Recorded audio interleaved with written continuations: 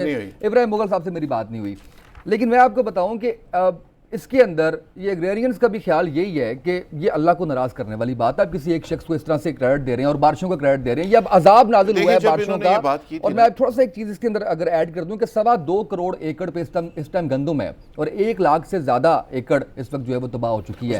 تو اتنا معاملہ اس حد تک خراب ہو چکا ہے، میرا خیال ہے کہ زرتاج گل کو بھی میں ذاتی طور پہ پرفارمنس کے اوپر ضرور بات کیجیے۔ چھوٹا سا کاشتکار بھی ہوں، میری تھوڑی سی زمین بھی ہے۔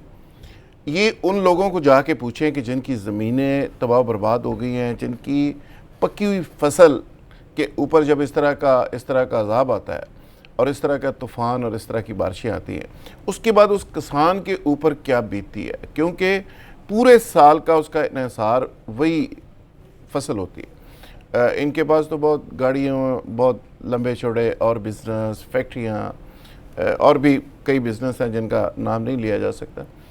تو یہ تمام بڑی جو الیٹ کلب ہے، جو پولیٹیشنز ہیں، کسی کی شوگر مل ہے، کسی کا کچھ ہے، کسی کا کچھ ہے، تو یہ جو چھوٹے کسان بیچارے ہوتے ہیں، ان کا انحصار صرف ان فصلوں کے اوپر ہوتا ہے اور وہ سال بھر اس کا انتظار کرتے ہیں۔ سال کے بعد انہوں نے اس پیسے سے شادیاں کرنی ہوتی ہیں، نئے کپڑے لینے ہوتے ہیں، گھر کا سامان اور چیزیں سیزن ہوتا ہے سر، یہی تو سیزن ہے اس کا۔ اور اس میں میں یہ سمجھتا ہوں آج شب برات ہے، زرتاج گل صاحبہ کو اللہ سے معافی مانگنی چاہیے اپنے۔ میرا تو خیال ہے کہ ان کی ساری قیادت کو مانگنی چاہیے۔ آپ کو پتہ ہے کہ زرتاج گل صاحب سے جب یہ کہا گیا کہ یہ بارشوں کا کریڈٹ تو عمران خان کا ہے، اس کی وجہ سے بارشیں ہو گئی، کل کچھ سیلاب آیا تو اس کا ذمہ دار کون ہوگا؟ تو انہوں نے کیا کہا؟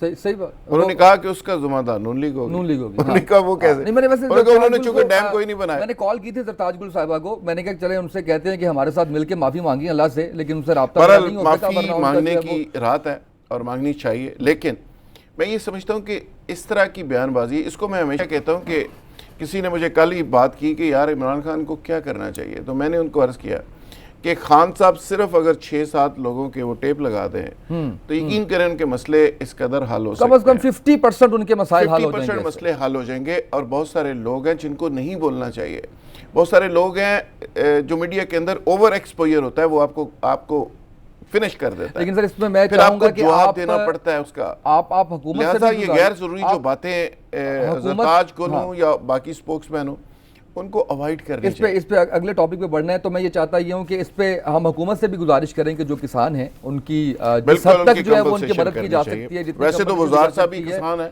وہ کرنے چاہیے، لیکن وہ آج کل جو کہ اس لیول پہ چلے گئے ہیں، لیڈ کلب کے اندر شامل ہو گئے، تو اب ان کو چھوٹی موٹی زمین خراب ہو، صحیح ہو، ان کو فرق نہیں پڑتا۔ آگے بڑھتے ہیں، مجھے یہ